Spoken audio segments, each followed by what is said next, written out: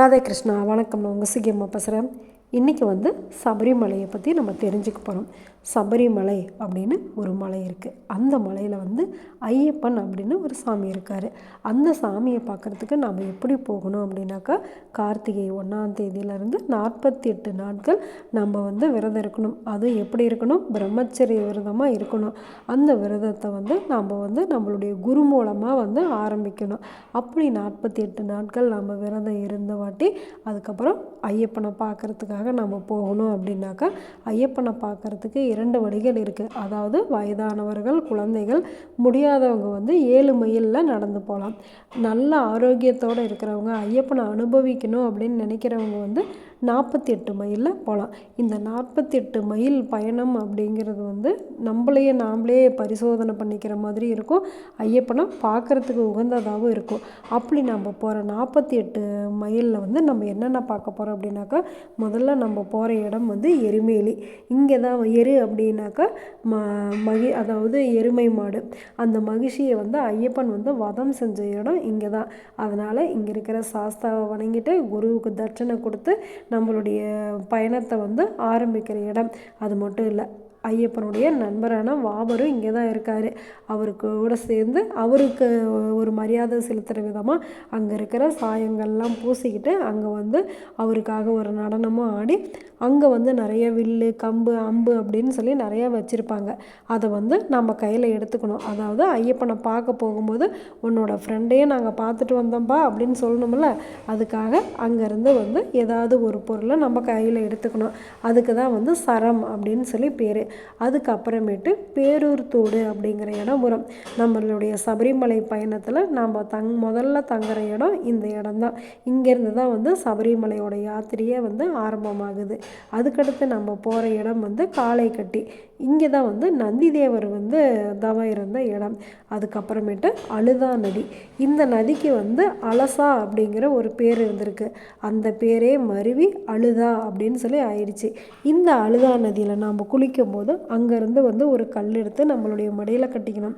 அந்த காலத்தில் எதுக்காக இந்த முறைகளெல்லாம் ஏற்படுத்தி வச்சுருக்காங்க அப்படின்னாக்கா, நமக்கு பின்னால் வரவங்களுக்கும் வழி தெரியணும்ல, அதுக்காக தான். இந்த கல்லை நம்ம அப்படியே பத்திரமா எடுத்துகிட்டு போய் இந்த அழுதாமலையை ஏறி இறங்கும் போது அங்கே கல்லிடும் குன்று அப்படின்னு இருக்குது. அந்த மலை மேலே நம்ம ஏறினதுமே அந்த கல்லை தூக்கி அந்த குன்று மேலே போடணும். அதுதான் கல்லிடம் குன்று. அதாவது நம்மளுடைய பாவமெல்லாம் இதோட போகட்டும் அப்படிங்கிறத சொல்கிற விதமாகவும் நம்ம இதை எடுத்துக்கலாம். அதுக்கு அடுத்தது உடும்பாறை அப்படின்னு சொல்லப்படுற இஞ்சிப்பாறை. இங்கே தான் ஸ்ரீபூதநாதர் இருக்கார். அதாவது இந்த மலைக்கு வர எல்லாரையுமே காவல் காக்கிற தெய்வங்களாகவும் இருக்காங்க. இவர் சிவபெருமானாகவும் வழிபடலாம். சிவகணங்கள் எல்லாமே ஐயப்பனுக்காக காவல் இருக்கிற இடமாகவும் இந்த இடம் கருதப்படுது. அதுக்கடுத்தது முக்குழி.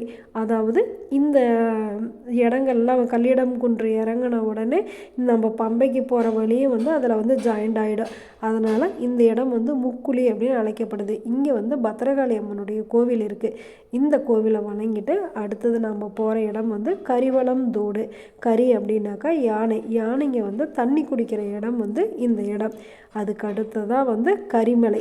இந்த கரிமலையை ஏறி இறங்குறது தான் ரொம்ப ரொம்ப சிரமமான வேலையாக. இது 7 மலைகளோட அடுக்காக இந்த கரிமலை இருக்குமா. இந்த மலையை ஏற முடியாததுனால தான் மக்கள் அவங்களுடைய களைப்பு போகிறதுக்காக அவங்களுடைய சரண கோஷங்களை அதிகமாக சொல்கிற இடமா இது. அது மட்டும் இல்லை, இந்த மலை ஏறி இறங்கிறதுக்குள்ளார ஐயப்பன் எப்படியாவது காட்சி கொடுத்துருவார். அதாவது உண்மையான பக்தியோடையும் உண்மையான விரதத்தோடையும் போகிறவங்களுக்கு ஐயப்பனுடைய காட்சி கிடைக்கிற இடம் எது அப்படின்னாக்கா இந்த கரிமலை தான். அடுத்தது பெரியானை வட்டம், சிறியானை வட்டம். அதாவது யானைகள் நடமாடுற இடத்த வச்சு அதுக்கு உண்டான பேர் கொடுத்துருக்காங்க.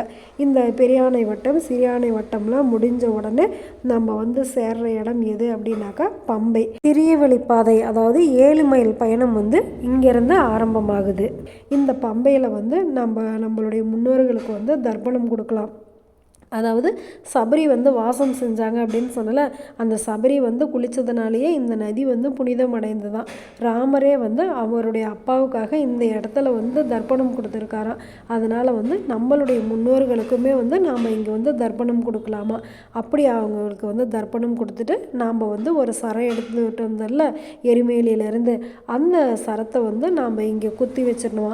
அதாவது ஐயப்பன் கிட்ட வந்து உங்களுடைய ஃப்ரெண்டெல்லாம் நாங்கள் பார்த்துட்டு வந்துட்டோம்ப்பா அப்படின்னு சொல்லிட்டு அந்த சரத்தை அங்கே குத்திட்டு அங்கே இருக்கிற சபரி மாதாவையும் பார்த்துட்டு, அதுக்கப்புறம் அங்கே இருக்கிற மஞ்ச மாதாவையும் பார்த்துட்டு, அதுக்கப்புறம் நம்ம வந்து இருமுடியில் வந்து தேங்காய் கொண்டுட்டு போயிருப்போம்.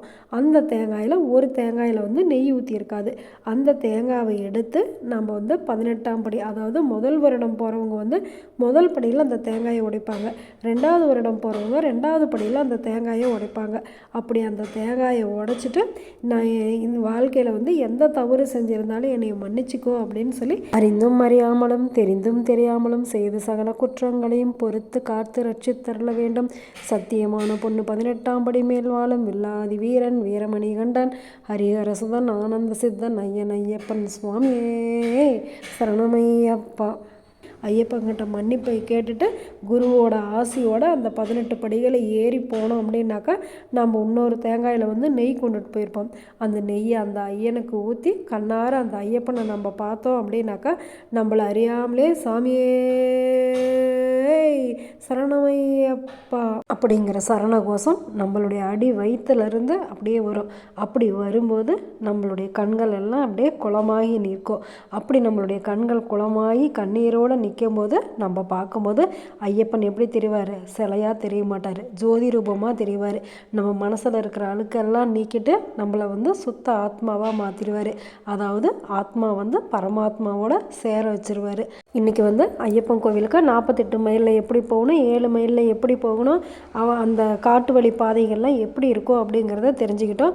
ஐயப்பனை பார்த்தா சந்தோஷமும் உங்களுக்கும் ஏற்பட்டிருக்கும் அப்படின்னு சொல்லி நினைக்கிறேன். சரி, காடு மலை ஏறி இறங்குறதெல்லாம் ரொம்ப கடினங்கிறாங்க. அங்கே வந்து சிங்கம் புலி கரடி யானையெல்லாம் இருக்கும் அப்படிங்கிறாங்க. சரி, அந்த ஐயப்பன் மலை எப்படி இருக்குது அப்படிங்கிறத நம்ம நேரில் போய் பார்த்துடலாமா? சரி, ஐயப்பனுடைய அருள் ஆசி எப்போவும் எல்லாருக்கும் கிடைக்கணும் அப்படின்னு சொல்லி வேண்டிக்கலாமா? நல்லதே நினைப்போம், நல்லதே நடக்கும், ஆனந்தமாக இருப்போம். Okay, bye. ராதே கிருஷ்ணா.